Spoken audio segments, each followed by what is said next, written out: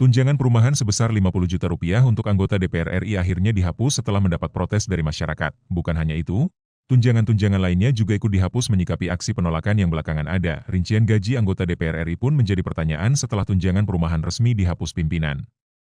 Wakil Ketua DPR RI Sufmi Dasko Ahmad menegaskan ada 6 poin hasil kesepakatan usai pertemuan antara para pimpinan DPR RI dengan seluruh ketua fraksi partai di DPR RI. Poin pertama adalah DPR RI mensepakati soal penghapusan pemberian tunjangan perumahan yang sebelumnya disiapkan senilai Rp50 juta. Pertama, DPR RI menyepakati menghentikan pemberian tunjangan perumahan anggota DPR RI terhitung 31 Agustus 2025, kata Dasko saat jumpa pers di ruang Abdul Muiz, Kompleks Parlemen, Senayan, Jakarta, Jumat, 5 September 2025. Poin kedua, DPR melakukan moratorium kunjungan kerja ke luar negeri DPR sejak terhitung 1 September 2025, terkecuali menghadiri undangan kenegaraan. Ketiga, DPR juga akan memangkas sejumlah tunjangan fasilitas para anggota DPR RI termasuk biaya listrik, biaya komunikasi hingga transportasi. DPR akan memangkas tunjangan dan fasilitas anggota DPR setelah evaluasi meliputi biaya langganan, A. Biaya listrik dan B. Jasa telepon, kemudian biaya komunikasi intensif, dan biaya tunjangan transportasi.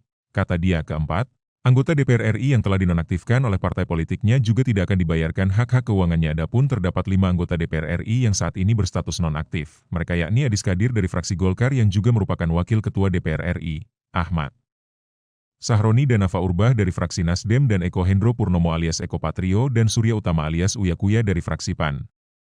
Pimpinan DPR menindaklanjuti penonaktifan beberapa anggota DPR yang telah dilakukan oleh partai politik melalui mahkamah partai politik masing-masing dengan meminta MKD untuk berkoordinasi dengan mahkamah parpol masing-masing yang telah memulai pemeriksaan anggota DPR RI dimaksud, kata Dasko.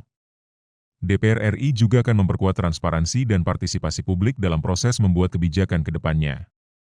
DPR akan perkuat transparansi dan partisipasi publik yang bermakna dalam proses legislasi dan kebijakan lainnya, tandas Dasko.